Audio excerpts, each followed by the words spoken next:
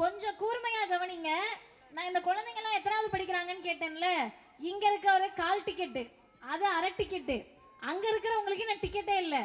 இந்த பிள்ளைங்களுக்கெல்லாம், உங்க வீட்டு பிள்ளைங்களுக்கெல்லாம் 3வது 5வது 8வதுல மோடி பப்ளிக் எக்ஸாம் வைக்க போறேன்றாரு, பொது தேர்வு வைக்க போறேன்றாரு.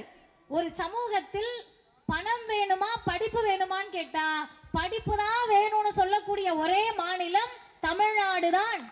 அதனாலதான் இவங்க இதுல கை வச்சு, பிள்ளைங்க படிக்கலன்னா அறிவு வளராது, அறிவு வளரலன்னா எந்த நடிகர் வந்தாலும் ஆட்சி அமைக்கலாம், அதனால படிச்சிடக்கூடாது, அறிவு வளர்ந்துடக்கூடாதுன்னு நினைக்கிறப்ப ஒரு முதல்வர் சொல்லுகிறார், நீ கொண்டு வர புதிய கல்விக் கொள்கையை ஏத்துக்கிட்டாதான் எனக்கு காசுன்னு சொன்னா, செத்து போன சமஸ்கிருதத்தின் உருவமான ஹிந்தியை ஏத்துக்கிட்டாதான் எனக்கு காசுன்னு சொன்னா, 2000 கோடி இல்ல, 5000 கோடி இல்ல, 10,000 கோடி ரூபாய் கொடுத்தாலும் புதிய கல்வி கொள்கையை தமிழ்நாடு ஏற்றுக்கொள்ளாது சொல்லக்கூடிய முதலமைச்சருக்கு தான் பிறந்த நாள் விழாவை கொண்டாடுகிறோம். இன்னும் 2 செய்தியோடு நான் நிறைவு செய்கிறேன். அம்மாமார்களுக்கு பொதுவாக அவங்க பிள்ளைங்க அவங்கள விட அறிவா இருந்தா உச்சி முகர்ந்து கொண்டாடக்கூடியவர்கள். நீங்க எல்லாருமே அப்படிதானே? இப்ப நான் பேசிக்கிட்டு இருக்கேன்னா என்னை யாருமே உங்களுக்கு தெரியாது, என் பேர் தெரியாது, என் ஊர் தெரியாது, நான் என்ன கட்சி என்ன இயக்கம் எதுவுமே தெரியாது. ஆனா நீங்க என்ன சந்தோஷத்துல தெரியுமா உட்கார்ந்துருப்பீங்க? முன்வரிசையில உட்கார்ந்துருக்கக்கூடிய அந்த பாட்டி நான் வந்ததுல இருந்து பாக்குறேன், அவர்களுக்கு இருக்கக்கூடிய உணர்வு எல்லாமே யாரோ நம்ம பிள்ளை பேசுது, அந்த பிள்ளை யாரா வேணா இருக்கலாம், அதை பத்தி கவலை இல்லை. திமுக மேடையில் எங்களுக்காக பேசுறாங்கன்னா அது என் பிள்ளைதான் என்ன நினைக்கக்கூடிய உணர்வோடு உட்கார்ந்துருப்பீங்க. அப்படி உட்கார்ந்துருக்கக்கூடிய தாய்மார்கள் கொஞ்சம் யோசிச்சு பாருங்க. பாட்டி சைக்கிள் ஓட்டி இருக்கீங்களா? சும்மா சொல்லுங்க. எங்க பாட்டி ஓட்டினது இல்லை, ஓட்டி இருக்க மாட்டோம். அம்மா வயசுல இருக்கவங்க சைக்கிள் ஓட்டி இருக்கீங்களாம்மா?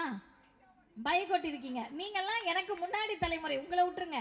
நீங்கம்மா இல்ல.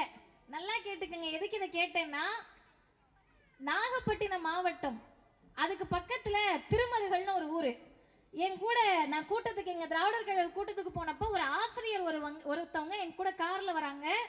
அந்த டீச்சர், அந்த அம்மா சொல்றாங்க, சைக்கிள் ஓட்டிட்டு ஒரு பாப்பா போயிட்டு இருக்கு மா, இந்த சைக்கிள் ஓட்டுறதுக்குள்ள நான் எங்க வீட்டுல என்ன பாடுபட்டேன் தெரியுமா? நாங்க அவங்களுக்கு ஏறக்குறைய ஒரு 50 வயசு இருக்கும். என்னங்க சைக்கிள் ஓட்டுறதுக்கு என்ன பாடுபட்டீங்கன்னா, அவங்களுக்கு 13 வயசு இருக்கிறப்ப இது உண்மையாக அவர் சொன்ன சம்பவம். அதை நான் அவங்கள எழுதவே சொன்னேன். அப்ப சைக்கிள் ஓட்டிருக்காங்க 13 வயசுல. அவங்க பெரியப்பா வந்து என்ன பண்ணிருக்காருன்னா, சைக்கிளை தூக்கி அப்படியே வீசியிருக்காரு. எதுக்கு வீசினாருன்னு உங்களுக்கு புரியலையா? பொம்பளை பிள்ளை சைக்கிள் ஓட்டிக்கிட்டு இருக்க அப்படின்னு கேட்டிருக்காரு. அவங்களுக்கு இப்ப 50 வயசுன்னா ஒரு 30 வருஷத்துக்கு முன்னாடின்னு வச்சுக்கோங்களேன். 30 வருஷத்துக்கு முன்னாடியே தமிழ்நாட்டின் பல மாவட்டங்கள்ல பல ஊர்ல பொம்பளை பிள்ளை சைக்கிளை மிதிக்கிறதா, நீ பெடல் போட்டு சைக்கிள்ல போனா யாரோடையாவது போயிடுவேன்னு நினைச்சுக்கிட்டு இருந்த சமூகத்தில் என்ன மாற்றத்தை இந்த திராவிடர் இயக்கம் ஏற்படுத்தி இருக்கிறது என்று சொன்னால், தலைவர் தந்தை பெரியார் சொன்னாரு, பொம்பளை பிள்ளைங்கெல்லாம் ஏரோப்ளேன் ஓட்டணுமான்னாரு. சைக்கிள் ஓட்டுறதுக்கே விடாத ஊர்ல நீ ஏரோப்ளேன் ஓட்டுனப்ப இது என்ன இவர் சும்மா சொல்லிக்கிட்டு இருக்காருன்னு நினைச்சாங்க. போலீஸ் ஆகுனாரு. காக்கி உடுப்பை போட்டுட்டு நில்லு, ஆண்கள் காக்கி உடுப்பை போட்டா மதிக்கிறான்ல, நீ போட்டாலும் மதிப்பான்னாரு.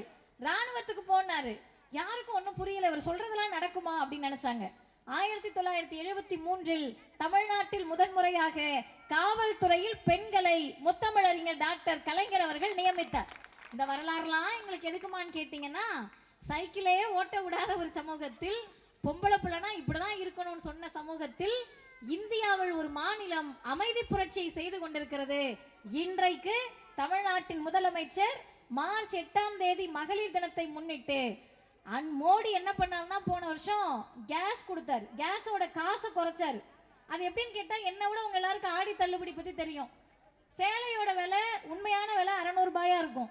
உங்க என்ன பண்ணுவாங்கன்னா, ஆடி ஆஃபர் உங்களுக்கு நாங்க 800 ரூபாய்க்கு தரோம் அப்படின்வாங்க. உடனே நம்ம ஆட்களுக்கு உண்மையான விலை தெரியாதுல்ல, 1000 ரூபாய் சேலையை 800 ரூபாய்க்கு தராங்கன்னா பெரிய விஷயம்னு போயிடுவோம்.